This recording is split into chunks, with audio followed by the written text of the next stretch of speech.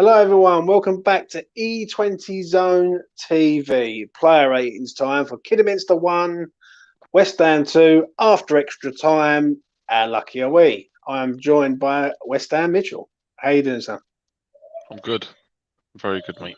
All happy, Good. calm, and I'm good. I'm all good. That's it, mate. That's it. Let's get started. Let's start with this man, Areola. Take it away, Mitch.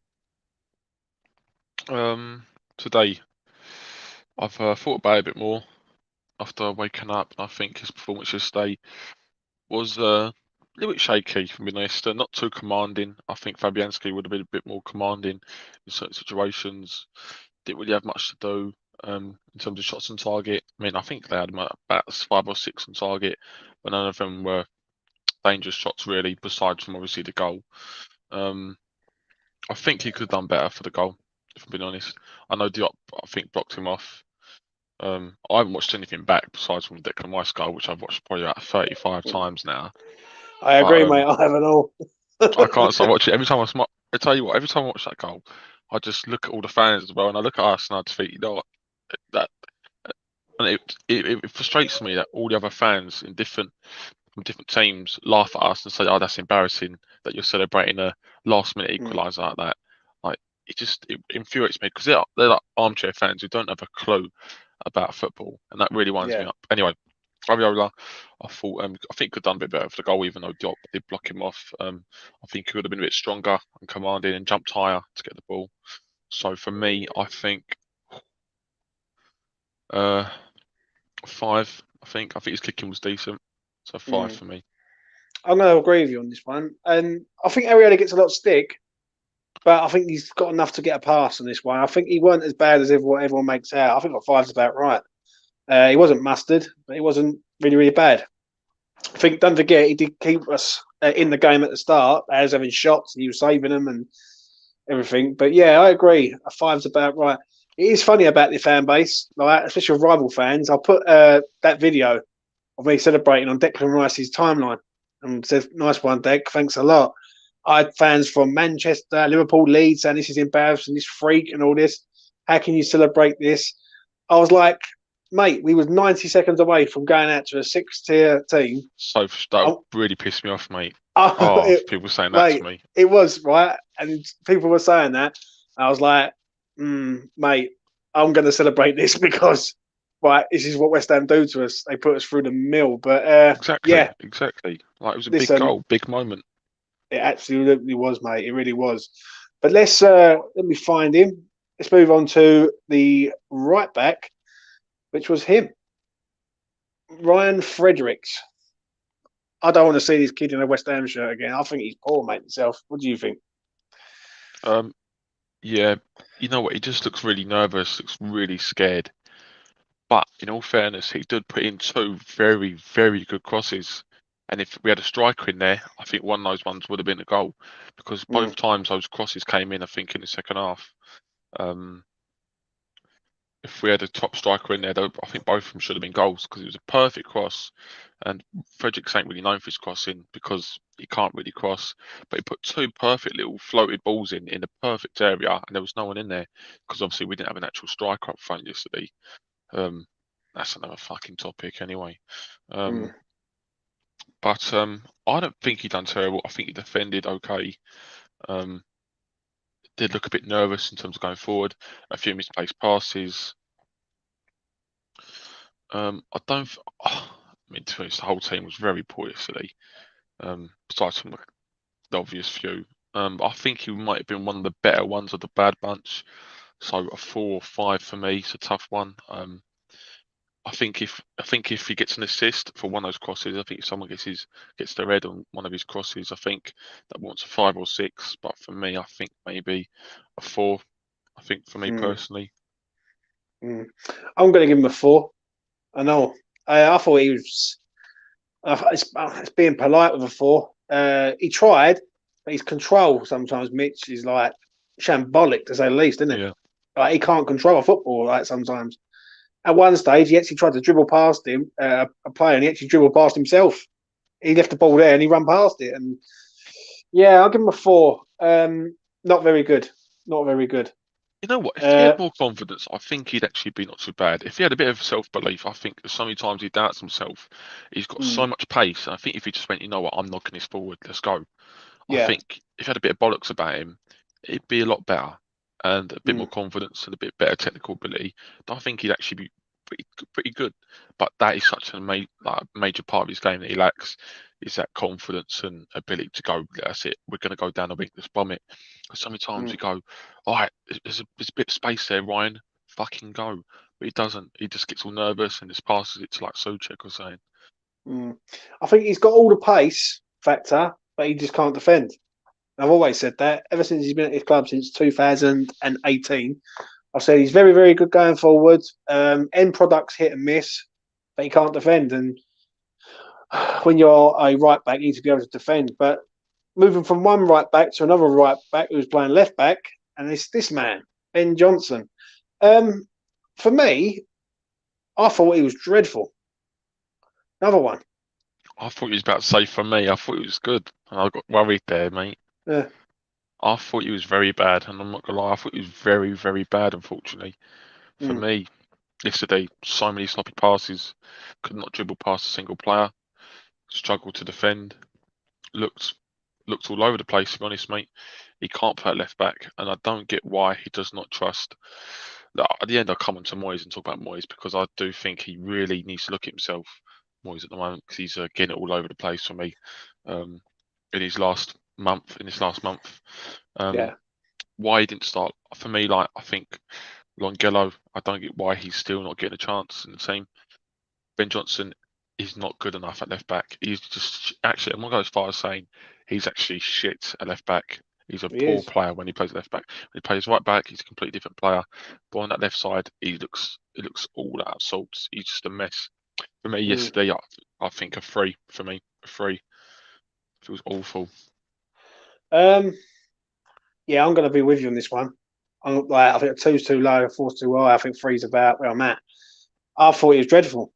Absolutely dreadful. But then I don't look at him. I look at Moyes on this one. Why is Moyes playing him a left back? When we've got a left back, right? We've got three left backs at the club, and he plays a right back. Do you know what I Yeah. mean? It's just sometimes square pegs, round holes comes to mind. But I'm with you on that. It's quick rating for this one, a three.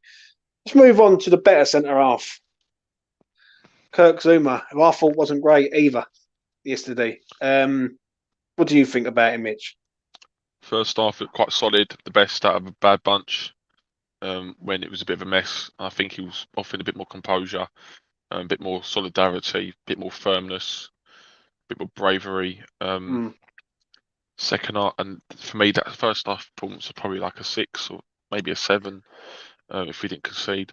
And then second half, he completely capitulated. He tried long balls, which just did not come off ever. Really mm, poor, really poor long balls. Passing was awful. Uh, every time he had to knock out for a throw in, which I get, just to be safe. But against the Kidderminster side, who you should be quite more confident about, I think, you don't have to always head out for throwing because every time we head out for throwing, they took about 30 seconds to take their throw in, the cunts, and that was so frustrating yesterday. Um, Zuma, very bad second half yesterday. Um, oh, I don't know, it's a tough one. Yes, I think his second half performance is probably like a 3.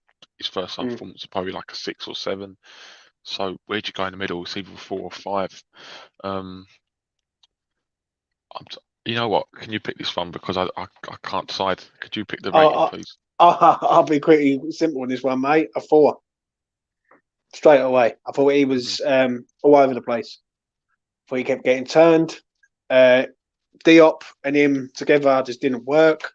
You got two ball playing centre halves on a bobbly pitch. How does that make any sense? Um, he got injured and he was down and he's hobbling about. He's a trier, Zuma, but he just looked out of sorts yesterday massively. Like for a game that we were expecting him to come in and dominate, he didn't dominate anything, mate. So it's a simple rating for Yeah, me on Zuma of 4.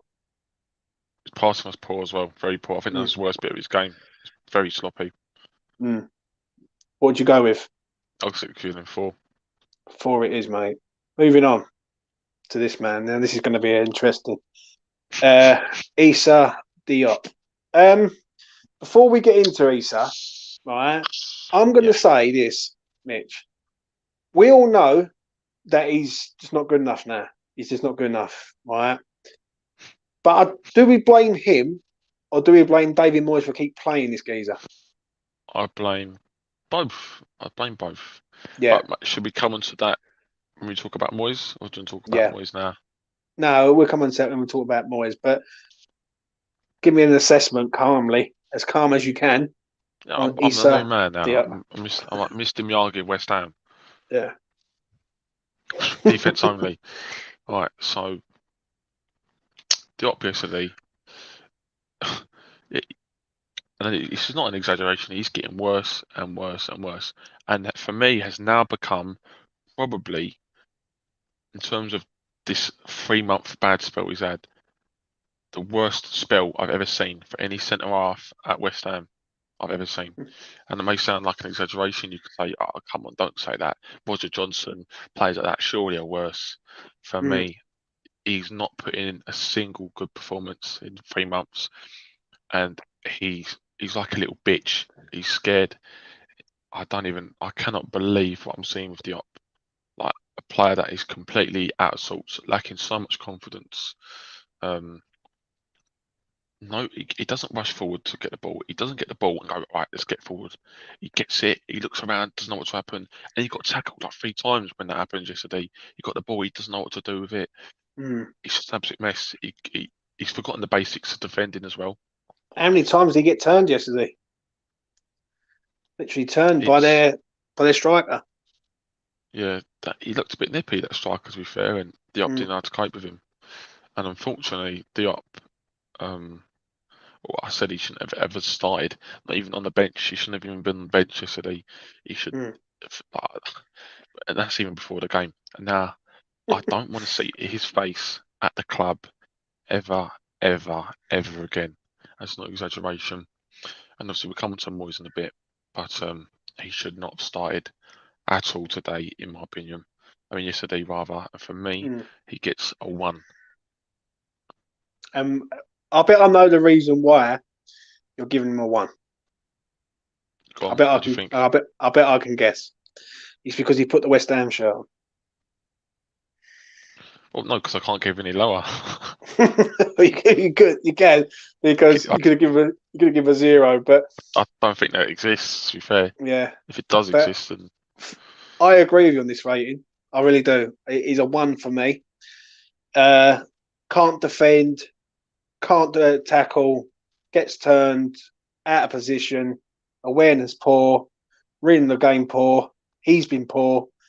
He gets a 1 for me for putting the West Ham shirt on and playing for West Ham. That's the only reason why he gets a 1. Rest of him is no good. Do I blame him? To a point, yeah. But I do blame Moyes for this one. Why does Moyes keep playing this geezer when he knows he's out of form? That game was made for Craig Dawson yesterday. Big, like, sort of solid centre half, football league centre half, who would have been able to deal with them sort of players. But we'll get on to Moyes later. I don't understand why he played 2 ball playing centre halves on a bobbly pitch. I really don't understand that one. Moving on to this man, Mr. Mark Noble. He was on for 63 minutes, got subbed for Souček. I spoke to someone earlier on and said he got a lot of abuse, Mark Noble. People were calling him everything in the away end, Mitch. Is that true? nah, that's not true. Unless I heard something different. Mm. I didn't hear much of that, to be honest. I heard, oh, what the fuck is Noble doing? I heard like, I think a couple cunts, people Mm. like cunts, which I think is alright. I think it's fair because it was shocking yesterday. I heard nothing like abuse, not like Mm. disgusting things towards Noble. So I mean, unless he can like say the words he said that he Mm. heard, then fair play. But I didn't hear anything, to be honest. Nothing that was disgusting. However, what was disgusting was his performance, and I love the man. Um, he's a fantastic bloke. He's Mr. West Ham, and Mm. it's gonna be really sad when he goes at the end of the season. However, that does not mean we can't criticise him for this performance because yesterday, um, there's no excuse. It's not like we're playing Man City. We are playing a League Two, sorry, no, Conference League North team in the second Mm. division of the conference. It's embarrassing. It is beyond embarrassing. Yeah. And his performance was nothing short of a disaster. He the passing, he could not pass the ball. I think his long ball accuracy must have been, I think, 10%, and I'm not even joking. Every time he tried like a long switch ball or one over the top, it never went to the player. It was so bad. He could not defend either. In that midfield, he was falling over. He was getting out muscled, out foot in the air. It was just a shocking performance from him. And for Mm. me, 2 or 3. Oh, I think I'm giving him I don't know. I think you know what, he didn't do anything good, and that's why I'm going to give him a 2. Mm. I'm going to give him a 3. I'm with you in the same ballpark, but I'm just not as low as a 2. I think when we get onto the other person, I think he was worse out of the pair of them. And for me, Noble, yet again, goes back to Moyes. Why is Moyes playing like passing person who passes the ball right on a bubbly pitch? They all know the pitch is bubbly and bumpy, and like West Ham are trying to play football on a pitch is like fit for a park. Do you know what I mean? It was so So bad, wasn't it? it was bad. And even if you're there and you're saying it's bad, and I was here and watching it on the I TV, said and I before the was game saying, was warming up, I said, look at that. I said, look at that yeah, mess. It's disgusting. yeah. But yeah, again, like he comes in, no ball, didn't really do anything great, if anything. And he gets subbed in the 62nd minute, I think it is, or 63rd minute. Yeah, I'm going to give him a 3, just out of respect for Noble, I think. So it's a 3 for me. Moving on to this man, Mr. Alex Crowl. This is an hard one because we've not seen much of this kid. We've seen him play good games, great games, poor games. But yesterday, Mitch, was the worst game I've seen him in the West Ham shirt. He was dreadful. Take it away. I've been waiting to see Crowl for now, and I've been backing him. And Mm. now I'm at Salts. I don't know what to think of him. And if I'm being honest, I'm leaning more to the side of I can kind of see why Moyes doesn't trust him. Um, it's a tough one with Crowl because I do feel for him. It's in new league. He's come, his first big game really Can we is judge him this was though, yesterday. Mitch? I Can we think we really can, judge him yeah. after yesterday? If I'm being honest, I do because it wasn't just it was combative side. He was getting beat in the air all the time. He was Mm. struggling to defend. He was getting beat. He was really struggling with the physical side of it. And you think a player that's 6'1" or 6'2", wherever he is, Yeah. or 6 foot, I think he is actually, would deal with it a bit better because he's a combative holding midfielder, and his passing was very bad as well. And it wasn't about little things where like, oh, you can't say it wasn't at fault. There were so many Mm. times he gave away silly passes where even if it was on a great pitch against any team, that pass wouldn't have worked out.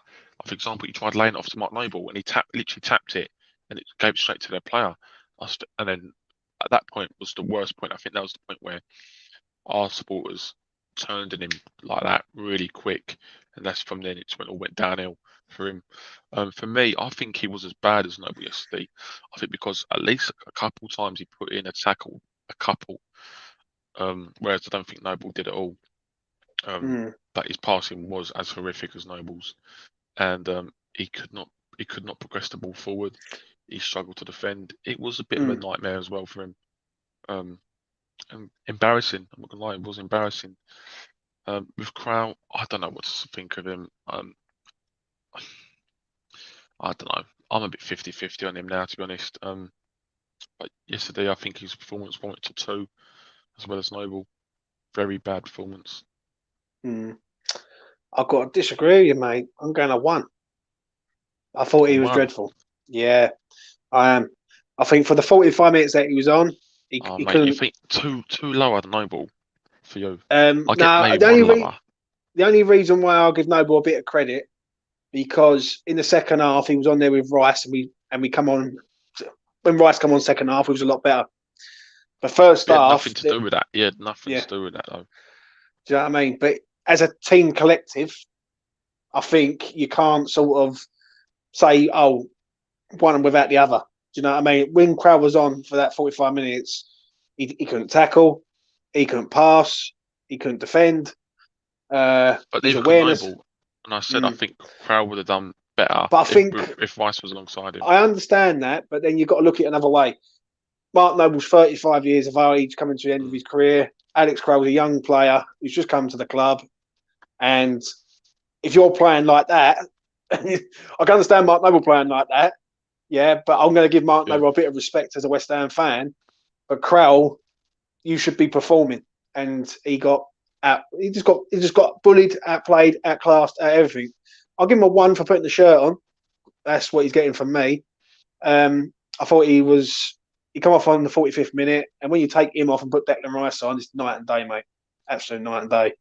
But we will agree to disagree on that one. Moving on to this man, Vlasic. Played 77 minutes of the game, got subbed for Pablo Fornals. What did you make of him yesterday?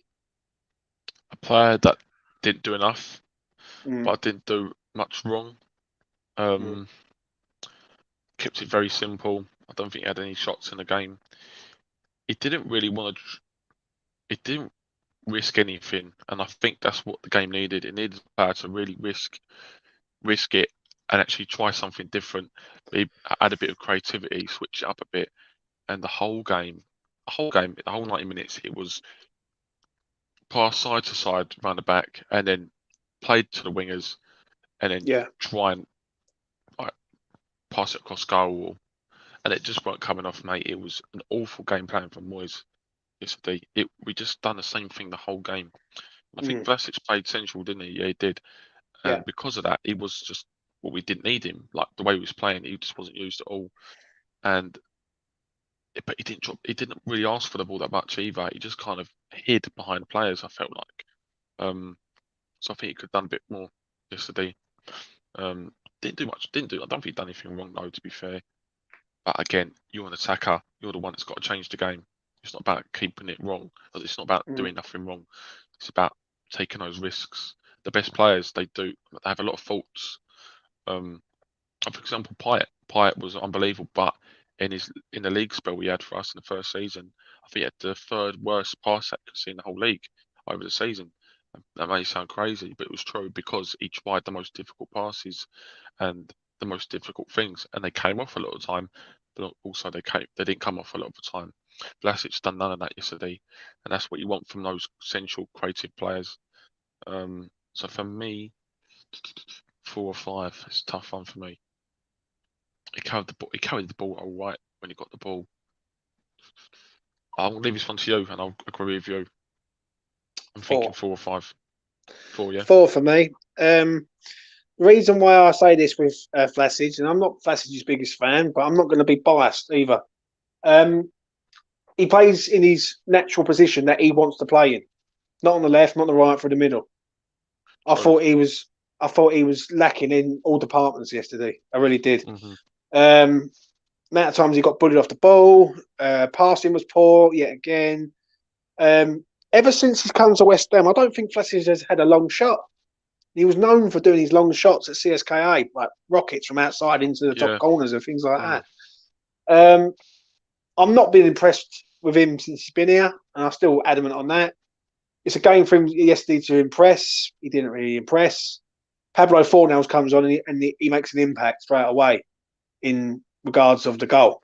So for me, when I look at Vlasic, I'm going to give him a 4 because he played 77 minutes. He tried, but everything he did try, this didn't work. But it's a simple 4 for me. What are you going with, Mitch? Yeah, 4. Stick with you, 4. 4 it is. Moving on to this man, Saeed Benrahma. Right, as a person who really likes Benrahma, I'll go first on this one. First half, diabolical from Saeed Benrahma. Absolute diabolical. Shambolic, shit, everything of the above. Not good enough. Second half, on the left-hand side, he got better. He started to cut in, make things happen. He was trying his hardest to make something happen. And that's one thing with Benrahma that I will back him up on. He tries. He tries. It might not be very good what he tries, but he does try. He worked well with Cresswell on the left-hand side. He done that little triangle, which eventually ended for the goal. He pushed the defender out. Now Pablo to play the ball through for Rice. He done a lot of things, Benny, and he was trying his hardest in the second half. First half, I thought, I don't know what was going on. Like, he was having shots. He was all over the place. But I'm going to give him, because I thought they was all shit. All the starting 11 were awful to a spell. Yeah. No one's getting a high mark other than one man. And so I'm going to give Benny a 5. It's a standard 5 for me. It can't be any higher than that, in my opinion. And it can't be any lower than that. I think he was better than Vlasic. And he was on for the whole match. And I'm not too sure, but I think he was a part of the goal for Bowen, I think, at one stage. But I might be wrong. But yeah, I think 5 he for me. was. I think he was. Yeah. So it's a 5 for me. I agree. 5 for me as well. Weird one with him yesterday. Just really struggled in the first half. Beat a couple of players, but done nothing. Had no end product. Tried crossing. Long balls were awful. Everything. But his end product was very poor. Second half, he got into the box a lot more. He was playing those triangle passes with Declan, with Cresswell overlapping, and it worked. His final ball, when his final decision was very bad in the second half. He passed it into their players every time, and he always done that. It must have been about 7 times that second half when he tried it, and it always went to the player. What he should have done is exactly what Rice done. That one time, you thought, you know what, I could pass it across goal again, where he wasn't getting any luck whatsoever because the other attackers were always being marked. Or you change it up, quickly cut in your right and have a strike. And he never done that, and he needed to change it up, I think, a bit yesterday. Don't get me wrong, he'd done well in terms of beating his men in the second half, which I think he'd done very well. But he just need that bit of quality, bit of that shining diamond, which I think he does have. But he didn't really use his brain yesterday. I don't think he thought, "Oh, I want to try this, I want to try that." He kept it the same, and until Declan produced a bit of magic, nothing was working. So for me, I think he did improve in the second half. But again, still not a good enough performance from Benrahma overall yesterday. And I think his end product needs to improve. Still does, and it's a bit of a worry, I think. But I still love the bloke, and I think he's a very good player. But yesterday wasn't good. So 5 for me as well. 5 for you also. Moving on to Jared Bowen. Scores the winning goal in 121 minutes of play. I thought Jared was all over the place yesterday. Really did. Sometimes he should have had some fouls, I must admit. The referee was horrendous yesterday, I must admit, at John Moss. We'll come on to that, yeah. Yeah, which we'll get onto that in a little while. It's the same referee, same linesman as the Manchester United away game. Exact same. But we'll get onto that later on the ref. For Bowen, yeah, again, he was a trier. And I'm going to make this pretty simple. I'm going to give him a 5. Yeah. I'll tell you what, I'll give him a 6 for the goal. Yeah, that's the only reason why I'm going to give him a 6. I thought he was awful first half. I thought he was trying in the second half. He had a shot. He tried to make it work. He wasn't vintage, Bowen, but nor was any of them. I'm going to give him a 6. But it's just a 6. Played 121 minutes, and he got the goal in the end that got us over the line for me. What do you reckon, Mitch? For me, it's very high 5, and it's borderline between 5 and 6, purely for the goal. I think his performance points are 5. I think the goal, for me, still doesn't push him to a 6, because I think, really, on paper, that game, without being rude or disrespectful to Kidderminster, should have been really a 6 or 7-0, and he should have scored anyway. So, for me, he gets a 5. I thought his overall play wasn't great. I think his positioning was pretty poor. He didn't win any headers. Obviously, I know he's small, but he's playing up strike in a solo striker role, which I don't get anyway. And I think Moyes is a cunt for thinking that he should be a backup striker to Antonio. However, we will get onto that in the future. But he scored his goal. I think he didn't really give the ball away too much. He didn't really try and mix up the play though, like any of the attackers. Kept it quite safe. Yeah, I think a 5, just not good enough again from Bowen for me. I agree, mate. I do. It was a strange old game for Bowen. But moving on to this man, Andre, I am blagging a living, stealing West Ham's money, Yarmolenko. Dives, can't even do that right. Can't pass, can't shoot. Lack of energy, lack of running ability. Runs about, but runs about with no purpose. He's a disgrace. He's robbing us of a striker at this club who wants to be here. And I'm going to make this pretty plain and simple. I'm giving him a fat 0, yeah, for nothing, because he provides nothing. He's not going to get no points from me. I don't want to see this man in a West Ham shirt no more. If Oko Flex cannot get on the pitch for Yarmolenko, then there's something going on that we don't know about. There must be a clause in his contract that he has to participate in games, Yarmolenko. I'm disgusted with Yarmolenko deep down. And people will say, you know what, I see it on Twitter and social media about basically the fan base going, oh, well, why is people criticising Yarmolenko? That was all bad. But he was the worst of the bunch. To try and dive, and because he can't get the ball. And John made it worse. He could have got the ball, but he chose to dive. Yeah, it was very bad.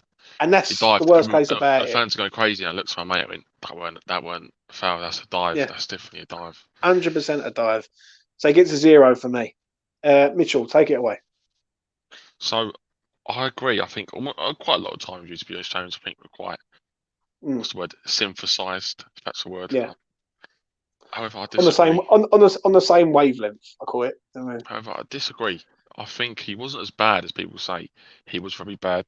However, I think Diop, Noble, and Crowl were all worse. However, his performance was very bad. His dive was shocking. I've watched it back now. It was very embarrassing.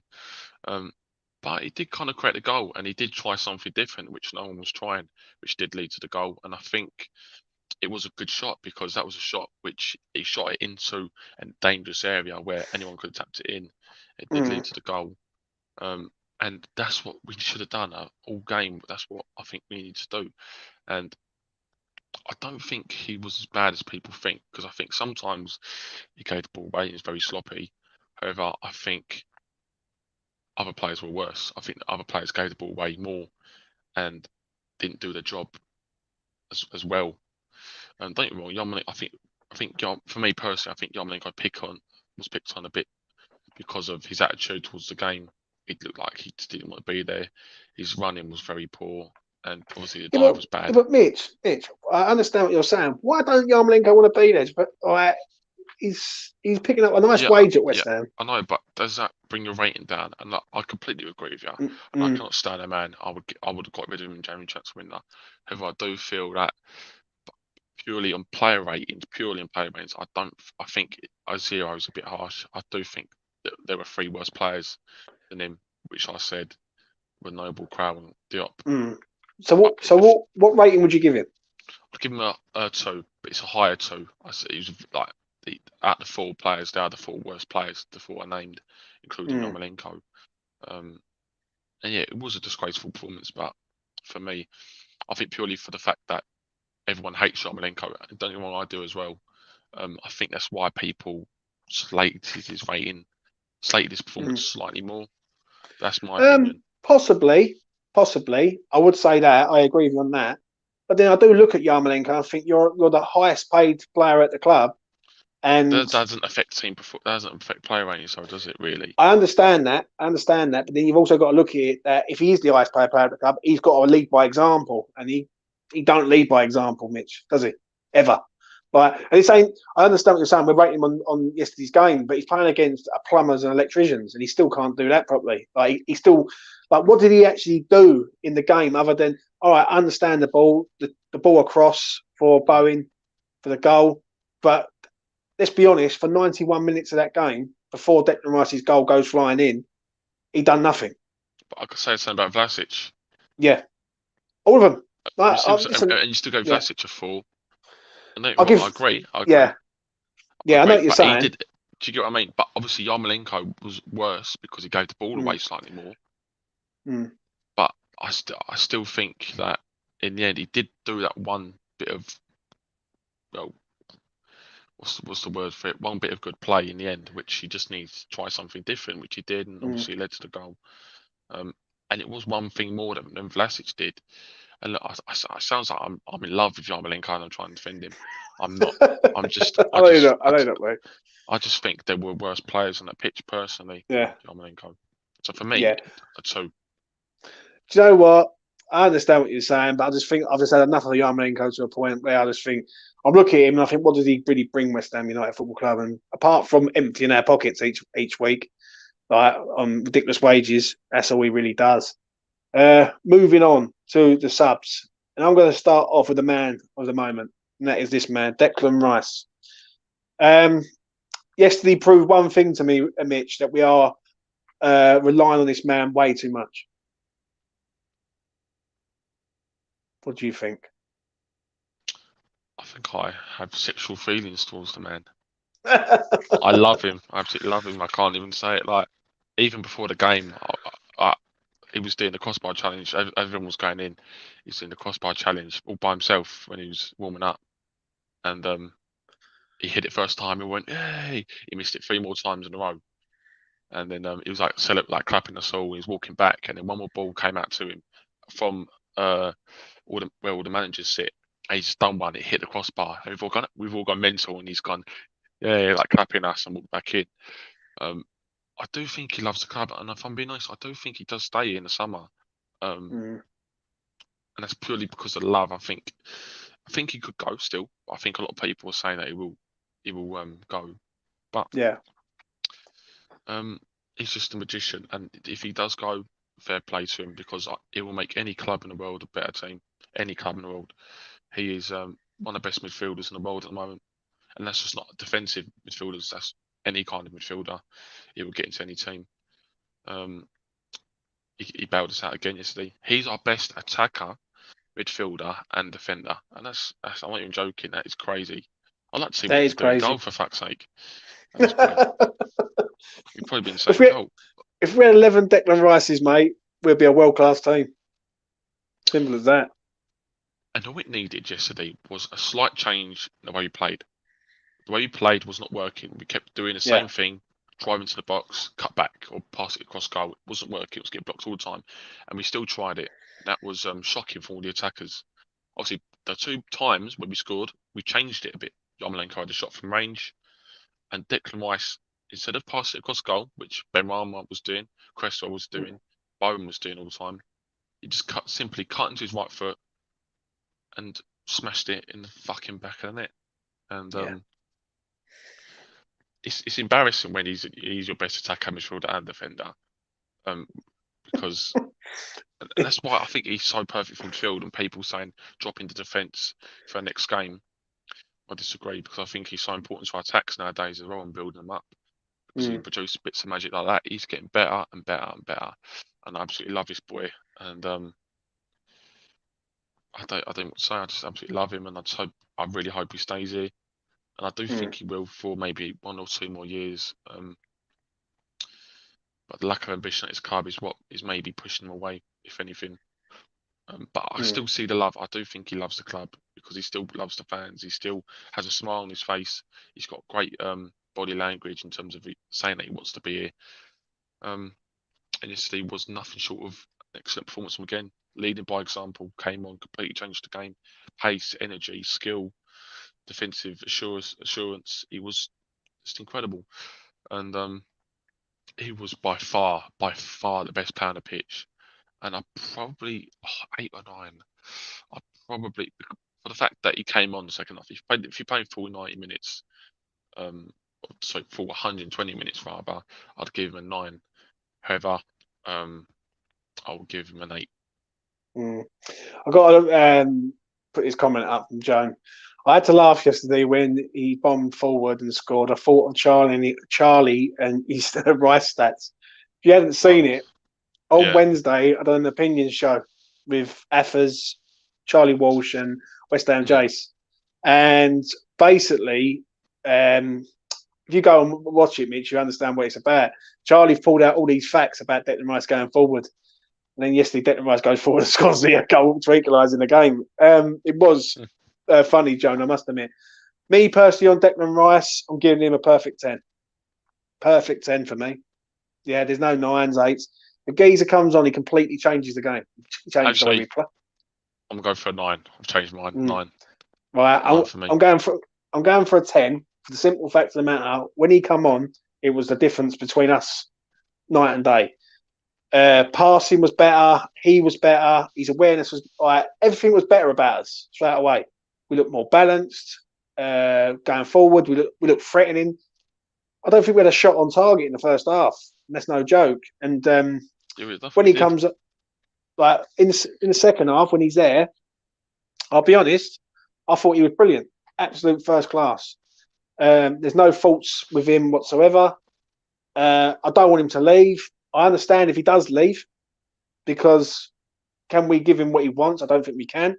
But I do think if he stays, it's because he wants to stay and see what signings there are at West Ham. West Ham go out in the summer and go big and go and get bang, bang, bang, bang, like all these players. And next season we should have a sizable budget. Because that budget should be, was 60 million apparently in January. It's got to be double that. It has to be double that if we're going to keep Rice at this club. If it was 60 million in January, in the summer it should be another 60 million. Hopefully, it should be 120 million. Hopefully in the summer, right? And I really hope Moyes speaks to Rice and says, "Look, we really want to keep you here." And I promise you, we'll be spending money this summer. We've got a good plan, and we want to make the team around you. I'll be honest, mate. Where we want to be, I said it on your opinion show. A lot of these players ain't good enough for us. If we want to be. It proved it yesterday, Mitch. It proved it yesterday with amount of deadwood players. Creativity. There's nothing. There's no change in the way we play. It's always the same fucking attacks. I've said it all year. Our attack is overrated because we only do well when we've got a bit of space. Where we've got space to change the play. When we try to break teams down, when they sit deep against us, we are absolutely clueless. And the only way we've scored goals against teams that have sat back against us, or defended well against us, is from headed goals across. And do you know what, though, Mitch? I'll be honest with you. If there's anyone else in the team in that position to score, we don't score that goal. When he cut inside, because all they're going to do is pass it across goal again or try and cut it back. They haven't got that confidence or composure or a bit of quality or that mindset to go, I'm not going to do what the normal player does. I'm going to change it up. And I feel with Moyes, that's slightly where he might be going wrong. I think the system works. However, when the system doesn't work, Moyes likes to be stubborn, keeps to his system of just keep going the way he would do. Yeah. And I think he can be very stubborn with his tactics. And I think he's made a few of these players into robots in terms of the way we want to play. I think Rice is just too good to kind of think about this and does change it up naturally. And I'm going to do it because we're on to Rice. I showed Mitch before I come on. My girlfriend is a Manchester United fan. She decided to film me in the last sort of 5 minutes of the game. And she was enjoying every second of it because I was talking to her on Friday night. And this is my reaction to Declan Rice's goal. Have a shot or do something!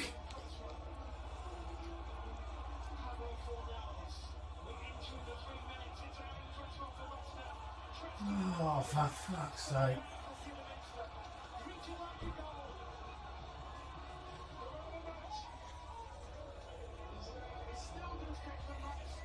Dick! Yeah! Fucking get in there! That's what I'm talking about! Fucking him, man! We need that man! We fucking need him! We certainly do need that man, mate. There's no twos about it. If he stays, makes us better. If he goes, we're laughing. We don't deserve him. We really don't.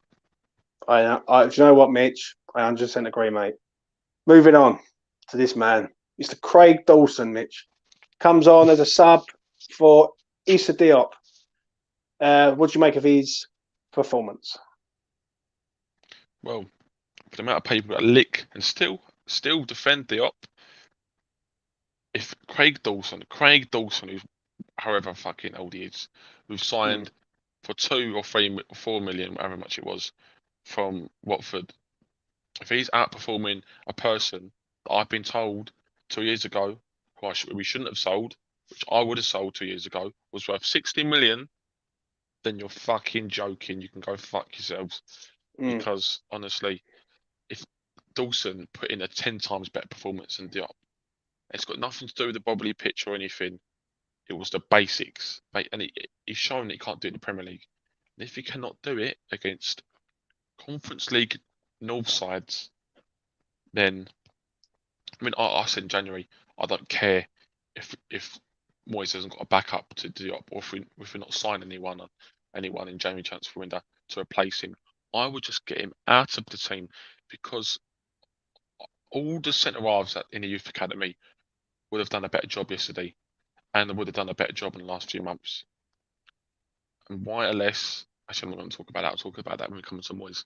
But Dawson just completely outperformed Diop when he came in the second half. He was assured. His passing wasn't great, but it was better than Diop's. He just looked more confident, and he was more rugged, commanding. wasn't he? He was commanding, That's it. mate. That's the word, commanding. He was a lot more commanding. Exactly. He got stuck in. I thought, fucking, I love you, Craigo. Mwah. Yeah. Do you know what, mate? I agree with you on that. Personally, I'm not his biggest fan, Dawson, but I've got to give him some credit yesterday. Yeah, I'm not the biggest fan of him either. I thought he played pretty decent. And that's against Kidderminster, and we can't get giddy, but they were ripping us apart first half. And let's not kid ourselves. And that was with Zuma in there and all. I thought he was very good, Dawson, when he came on. I'm going to give him. I think if I give him a 5, I'm insulting him, so I'm going to give him a 6 for what he done. I agree. Like, do you know what I mean? 6. Bang on. I think 6 is bang on the money there. Do you know what I mean? Moving on though to this man, Aaron Cresswell. 63rd minute he come on for Johnson. Talk to me, Mitch. How did you assess him yesterday? Better than Johnson, but still very frustrating. So many times he could have fucking crossed it in. Yeah. And then he gave the player time to block the thing. So what reminds me of is Cresswell likes to take a few touches before he crosses it in, or take a touch. He just needs to get that fucking ball in there. He needs to be quicker in terms of his decision making. He's too slow at what he does, and he never likes whipping an early ball from deep. And I think we could do with that sometimes. And yesterday it was the same old, same old. If he did whip the ball in, it was either blocked or it was just a ball to no one. He did play some decent little overlapping passes to Ben Rama, and they did have some right play. Again, his final ball every time was at their defender, and he didn't change up the play at all. Very similar to Ben Rama. But I think defensively he looked a bit more solid than Johnson. He looked a bit more composed. He wasn't rushing anything like Johnson was. But again, I still think a person that is supposed to have crossing as his best attribute, I think his crossing is severely overrated, if I'm being honest. I don't think his crossing is good, because when he does cross it, he's blocked so many times. And I don't think he uses his brain too much, Cresswell, sometimes. For me, I'd give him I think,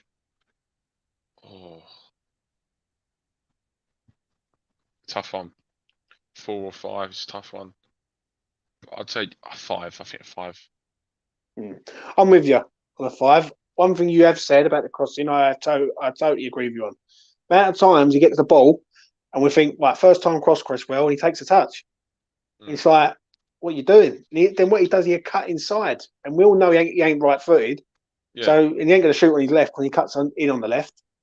He's so left-footed, it's ridiculous. Yeah, he's so left-footed, it's unreal. I think he was a difference though, Mitch. I will give him that. I'll give him some credit. When he comes on down that left-hand side, was causing them a lot of grief with like the Ben Rama, Fornals, Cresswell sort of triangle of like moving the ball down that way. I'm going to give him a 5. I'm with you on that, 100%. I think it's too high for a 6. I don't think he's done a lot to sort of benefit a 6, but I don't think he's done enough for a 4. So it's a standard 5 for me. Moving on to this man, it's going to be interesting. Thomas Souček. I thought he made a difference yesterday, Mitch. I know he's not your most favourite player, but he was more commanding and he sort of pushed them sort of centre halves back further with his presence, basically. What did you make of him? Yeah, I think he, as soon as he came on the pitch, he got stuck in a lot more, and he was much better defensively than Crowl and Noble. And look, it's very rare I give Souček much criticism. I mean, much praise, even though he does occasionally do the odd decent thing. Very rare though these days, if I'm being honest. I did think he was much better when he came on yesterday than the previous two midfielders that were on before him. He kept it simple in the passes, never gave the ball away. He knew what his best things were, which was keeping it simple, defending well, which he did, and getting in the box. I think he could have got in the box a little bit more, for being honest though. I think he wasn't in the box enough.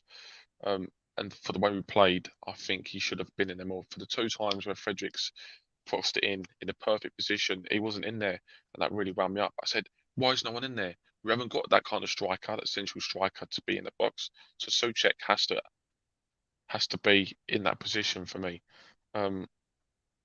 So I think he done well yesterday, Souček, and I will give him that. For me, I think he gets a 5 as well. Not the difference, but he was better. He was good. He was decent. And he done all right. It's an interesting one for me because when I was watching him yesterday, he did make a difference when he come on. I must admit, he was pushing them back. He was getting stuck in. He done more than what Alex Crowl and Noble done in the whole put together. Yeah. So I think a 5. I want to give him a 6. I know I will give him a 6. I think he deserves a 6. I think he come on, and him and Rice together did push us back, did push them back.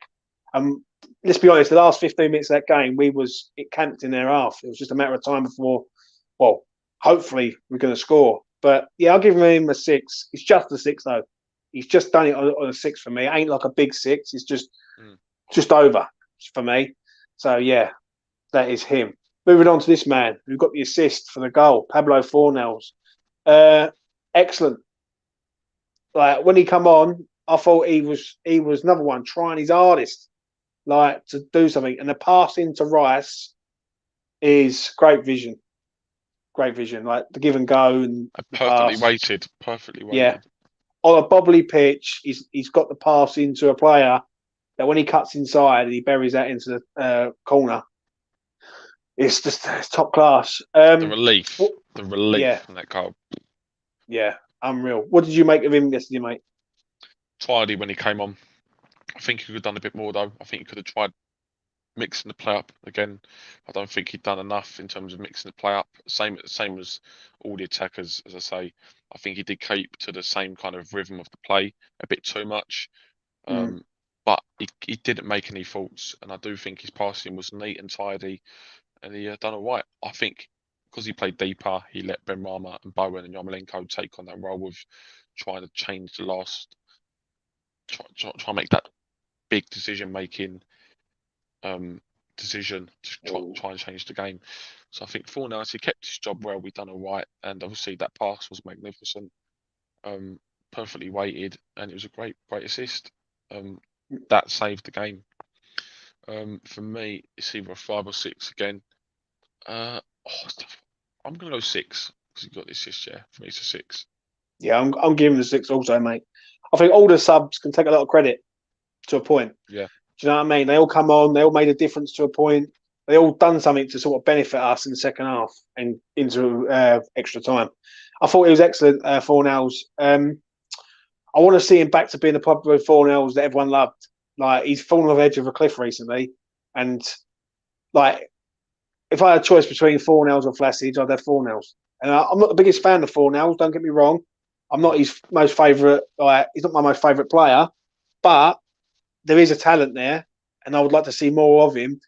I don't know what's happened to him, but there's something's happened for him to change. So, yeah, great assist, contributed. His celebration when Rice goes in, he couldn't jump. Loved it.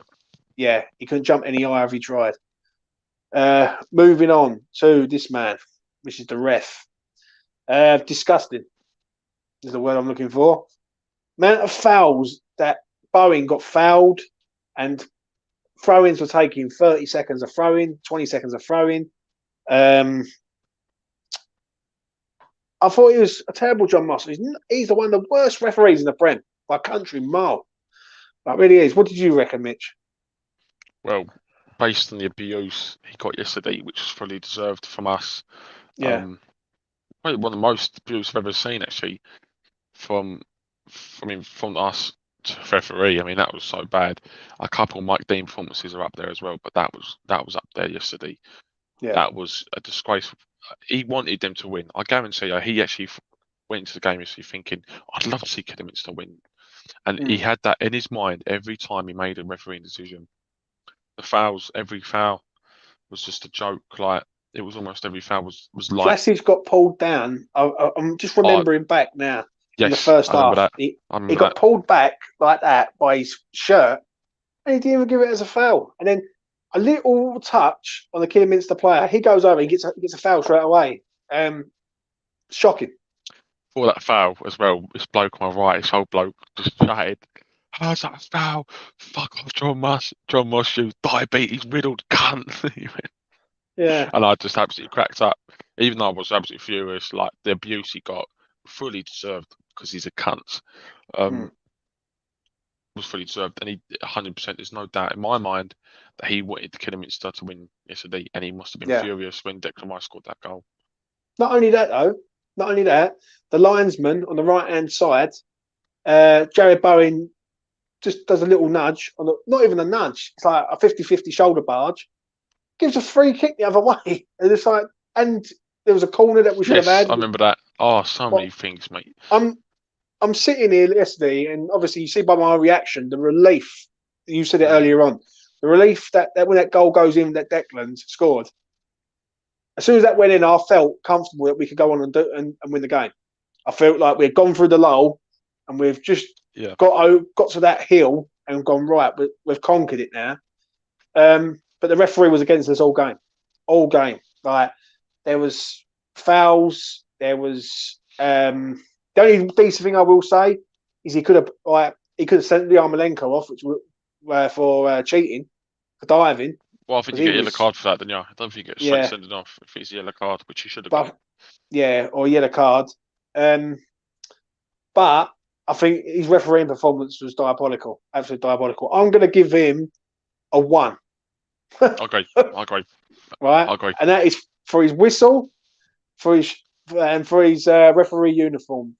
The rest of him, absolute shambolic. I also give the linesman, right, a 1 also. And I don't do linesman usually, I just do the ref. But the linesman was absolutely terrible. How can you allow these throw-ins to be taking so long? Like, and they knew it. They knew what they was doing. When it comes to sort of the last 20 minutes, I'm going a bit of a rant, but when it was the last 20 minutes of the game, the throw-ins are taking longer and longer. And not only was they doing that, Mitch, but when there was a throw-in, one of their players will come up and kick the ball down the pitch. None of their players got booked for time wasting. It's a joke. I couldn't believe it. It was a disgrace. He in terms of overall refereeing, the whole game, it may be the worst refereeing performance I've ever seen, because it wasn't just like major decisions where you say, "Oh, that was shocking from Mike Dean," where he gets major decisions completely wrong all the time. It was the whole game. John Moss was just wrong, mate. Wrong the whole fucking game.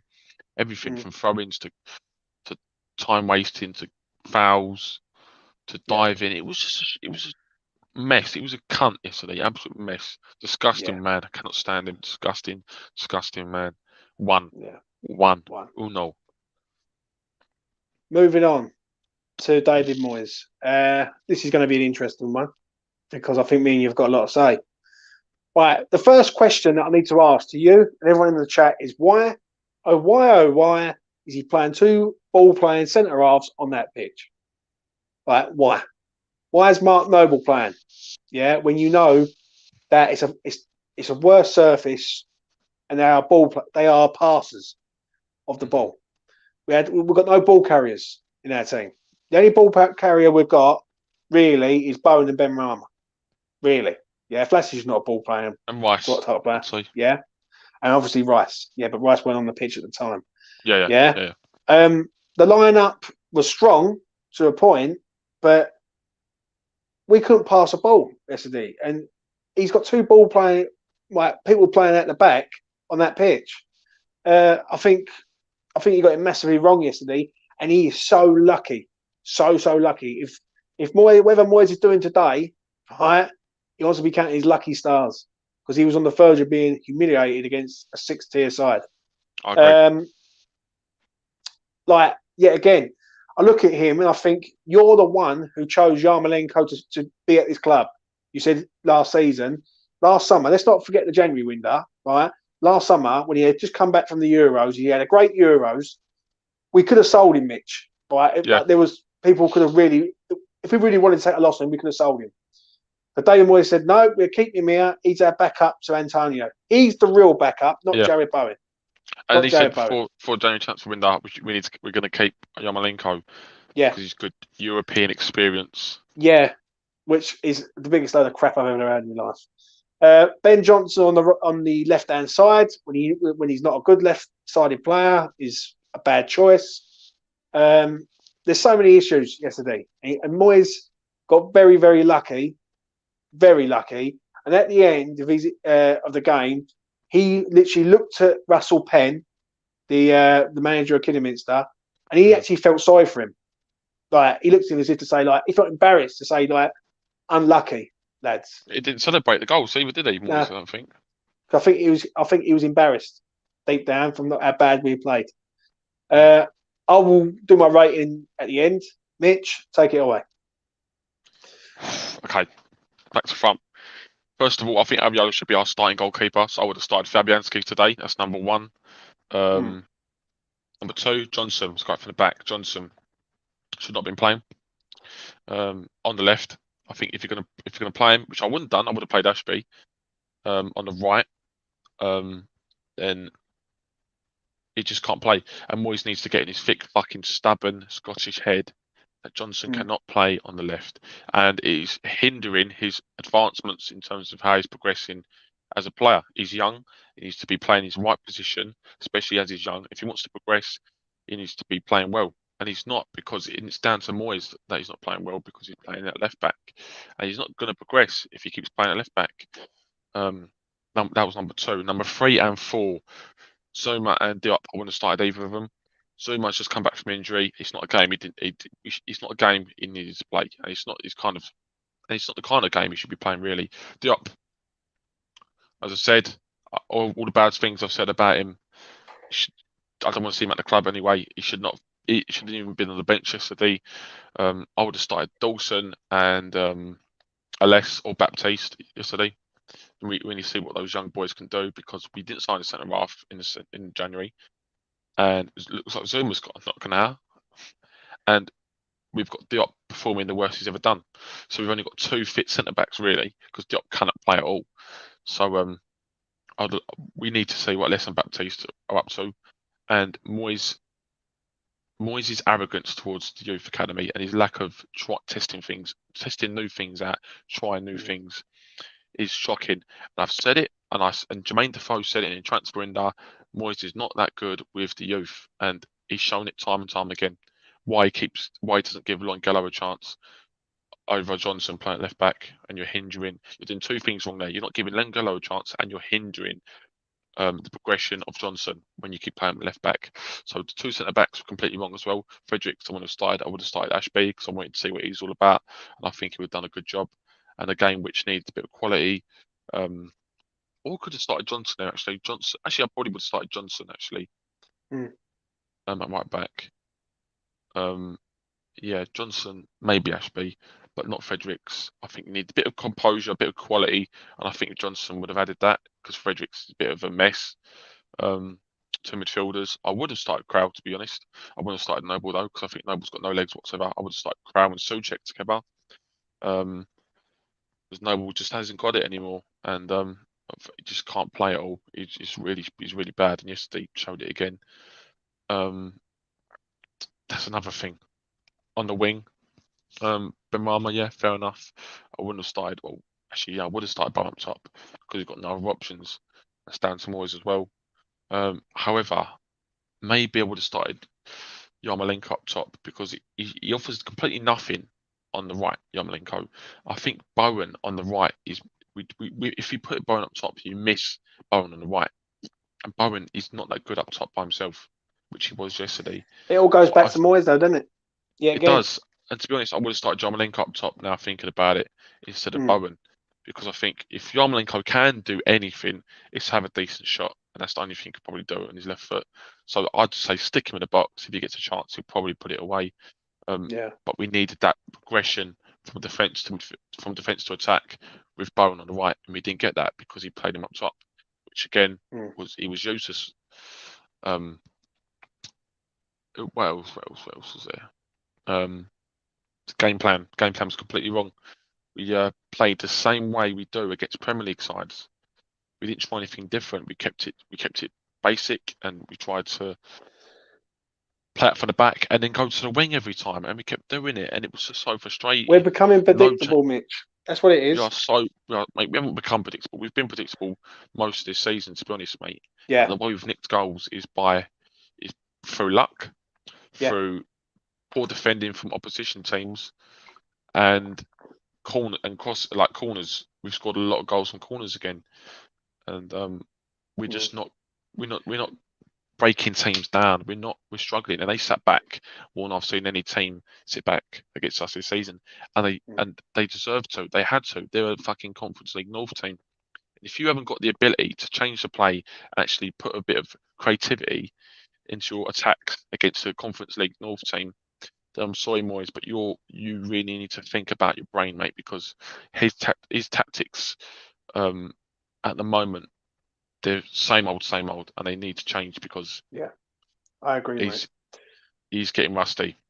He's getting rusty. I'll give him a couple of positives, Moyes, yesterday. Substitutions. Yeah. Yep. I will say that, like, even at half time, he didn't just sit on his hands and go, you know what, this ain't right. No, I'm going to see how they go second half. He knew to change it at half time, but I think a blind man could have done that. Could have seen that we needed that. Do you know what I mean? So a lot of players should have started. I think Souček, Cresswell, and Dawson all should have started. I think the subs that he made, there was all the subs that we as fans would have done, like all of them. Do you know what I mean? I don't think there's anyone else who could have come in. Oko Flex should have been on the pitch, really. Oko Flex, yeah. Flex. I don't understand, and this is the argument I have with Oko Flex. Why is Yarmolenko starting? He's proved nothing. Why is he starting over him? It's because Moyes. I said it again. Moyes has got no trust in the youth, and he needs to get a bit of belief in the youth. It's really frustrating me. I think with Oko Flex would go and score 5 goals a game for the under-23s, and he still wouldn't get picked. And I'm literally adamant on that. Yeah, I agree. I think Moyes yesterday got away with it big time, because he could have been on the verge of the most embarrassing result in West Ham's history. Not just in their lifetime, in their history. Because especially with the amount of money that we've got, and we keep hearing this saying, we're 5th in the league, we're 5th, don't worry lads, we're 5th. Like, why are you moaning, we're 5th? There's some blokes on Twitter, but won't be named. Yeah. Oh, fucking nutting. Oh, you think, by the way, our West Ham fans are reacting that we're in a relegation zone and that we're out of all the cups. Yeah. Infuriates me when I hear that. Infuriates me. For me, that mentality has got to change. If you don't criticise when they deserve to be criticised, then we shouldn't praise him when they deserve praise. It's as simple as that. Like yesterday, the only praise I can give is Declan Rice come on and saved the day, and other than that, that's it. And the subs. Like at the end of the day, we got away with it big time. Do you know what I mean? So I'm going to give Moyes a 3 for me. What are you giving him, Mitch? This is the rating and 2 Moyes. 2. And 2 fingers. I agree, though, mate. I agree. Right? Do you know what I mean? It's poor from Moyes in a lot of ways. He's become very stubborn. He is. It's worrying. Let's talk about quickly the draw for the next round. We've got Southampton away. Give me your thoughts on that quickly before we go, mate. Away, always a brilliant away day, but it's always a tough one. and I think I'd like to look at the record for away days at Southampton, but it must be like a third of the time we win, Yeah. a third of the time we draw, the other third we lose. It's so unpredictable, and it's a worrying one because I think Southampton look right. That goal, you see that goal from Armstrong yesterday, Yeah. superb, and he's a player I'd like at West Ham as well in midfield. I think he's a good player. Tough one, really tough one. I think out of all the fixtures we got done over, really, in terms of the fact the other big teams all got really easy teams. Tough game, tough. I can't see us winning it personally with the squad depth we got and the way we play in a minute. I can't see us winning that game. I don't know, mate. I disagree. I think it's a perfect game for West Ham. Absolutely Really? perfect. Yeah, I do. Yeah, mate, I do, Mitch. I'll tell you the reason why, son. The reason why is after the game we've just played, the last thing I would want is West Ham to go to Luton or Peterborough or somewhere like that and have the fan base like all up for the game. Front of the lights, big like charade going on about it. I think Southampton's a perfect game for West Ham. I expect West Ham to go there with their full strength team. No mucking about. Everyone will be back. Antonio will be there. Is that a good thing though? I think it is, Mitch. I think it does us a favour. With a lot of fixtures coming up. Yeah, I know. Europa League as well. Are we going to be able to play our full strength team?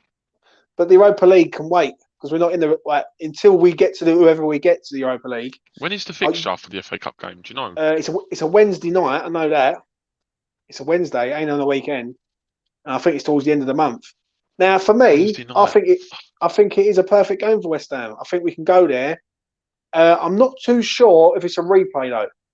There's replays in this one because I know the first rounds 3 and 4 are replays. If someone could tell me in the chat, I will get it up. But I think it's a good game. I really do. I don't really think Southampton are that threatening. If I'm honest, I think they can be got at. Bit of a bogey team for us, I think, mate. They are. But let's be honest. They're going to come forward, and we're going to. Our strength is counter-attack football. That's what we're good at. Mm-hmm. We invite teams. Even though we ain't got to pick players, it's a weird one, isn't it? Yeah, right. And we are better away from home, also. Right. So really, I think it's a good game. I really do. If someone could just quickly let's have a look. See what we've got in the chat here. Have a look. No replays this season. Right. So there is no replay. So basically, we go there. I think we can beat them in 90 minutes or 120 minutes. I really do. I would rather them than someone like a Peterborough or a Luton because I know that they will be up for it. Do you know what I mean, Mitch? So that's an interesting one. It really is. Let's have a look. See what we've got in the comments before we wrap up. Southampton struggled against Coventry. Not worried about them in the next round. Problem is Boja. We'll see. I'll come back to this, mate, and I think I'm not confident. He didn't even play yesterday, though, Boja. He didn't even start against Coventry. So yeah, he came on, didn't he? But yeah, he came on. Let's have a look. We've got Vinay, Antonio up top. Other teams have sussed at tactics. I agree. Yarmolenko's shot at the end led to the winner. Just saying. I understand that, Vinay, but also Yarmolenko, what did he do for the 90 minutes he was on the pitch? Not a lot. Like in 90 minutes, he didn't do a lot. In extra time, I think as soon as it went to extra time, we all knew that West Ham were going to see it out. I fancied it all day. I didn't. I thought it was going to go pens. I thought it was going to lose. That's my negative thinking. Nah, not for me. Not with Ariola in goal. He's a good penalty stopper, and I think against them they would have been deflated anyway. But I will say this: I think it's the 20th. It's the 20th. Robert saying, if it's 20th of this month, then yeah, that's a Sunday. Is it? Well, I don't know. Someone said I see it on Twitter earlier on that someone was saying about it's on a Wednesday night. Okay. Well, whatever it is, right? I feel West Ham can go there and win. Right? I'm looking at other teams. I'm looking at Nottingham Forest at present, absolutely battering Leicester 3-1. So, like, I think we can go there and do something. I really can. But hopefully, this is a wake-up call now to say, you know what? You've just had the most lucky escape ever.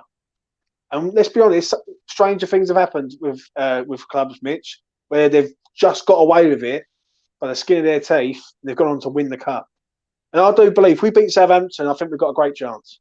I really do. If we don't have Antonio up top, yeah. Yeah, I think. If we but you know play what, the one, the only, Diego Costa, he's the man for our He is- problems. Yeah. Even though he might bite. You know what, mate? I'm going to bring back Diego. That's what I'm going to say. Anyway, I'm going to leave it at that. It wasn't vintage yesterday, but it's a job done. That's all I can say. I want to give Kidderminster fans a huge round of applause, though, for two They were reasons. brilliant yesterday. For two reasons. The first reason is the tribute to Isla Caton. That was absolutely first class. The minutes the minutes applause and the respect shown from them was absolutely top draw. Absolutely top draw. And also for them on their performance yesterday. The better team lost, in my opinion. And they deserved it. They did deserve to get something. If that would have been a league game, they would have deserved the point, but it was a cup game. So for me, they get untold amount of respect and they deserve. I hope they do well in their upcoming season. As for us, we move on to Watford on Tuesday night, which ain't going to be easy. I'll be back with that. Any final thoughts, Mitch, before we go, mate?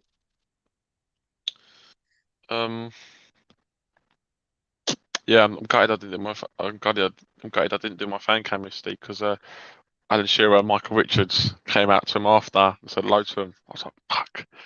We had to rush off, which is why I couldn't stay around for my fan cam. But that's it, really. Got nothing else, mate. Shocking game yesterday. That's the question I got to ask you before we go. Yeah. Everyone in the chat. And also, everyone in the chat, please do like the video. And if you're new around here, please do subscribe. It goes a long way. How is your ankle, Mitchell? Ankle's right, actually. Woke up today, it's fine. It was one of those ones where it was an impact one, and I didn't really care until I stopped celebrating it. Because I was doing this, so I ran down the steps, twisted my ankle, and I just done that celebration. I held my arms out. And I thought, oh my God, I've really got my ankle here. So I'm kind of hobbling along. I was like, fuck. And then it was right. And then I was in the car the whole way back as well. Woke up and then got home. It was a little bit better. Had a few painkillers. Woke up this morning, it's completely gone. It's completely fine now. It didn't worry me too much, but pain and suffering. I don't really care. Pain and suffering. I've had too many twisted ankles in my life, mate, from football anyway. So yeah, I agree, mate. I agree, but pain and suffering, Mitchell, being a West Ham fan, isn't it, son? It was, yeah. Yeah, mate. It is painful. It is painful. Yesterday, obviously, with my chest and that, with what happened to me on Friday, I thought, honestly, this is the worst game for me, mate. And I was sitting there, I was like, I really just want to go mental now, but I can't because otherwise I'm going to have a heart attack, for fuck's sake. I was like, yeah, you got to look after yourself, mate. I will say that. I want to thank everyone in the chat who's participated today. I really do appreciate everyone's time who's put their thoughts in. And yeah, it goes a long way. It helps me out. And it makes the channel progress also. I want to thank you, Mitchell, also for coming on. Really do appreciate your time, mate. thank you. I will be back again soon with one of the boys, either Mitchell, Affers, Lucas, Walshy, or Jace. One of them boys will be back again soon to do something with me on E20 Zone TV. Not vintage, but job done. We can all enjoy our Sunday now and look forward to the week ahead. We've got Watford and then we've got Leicester on the Sunday, which are two big games in the Premier League. Win them two, top six is on. Lose them two, it's good night for top six for me. I'll be back again soon. Anyway, all the best. Take care. Bye for now. And bye-bye. Come on, you Irons.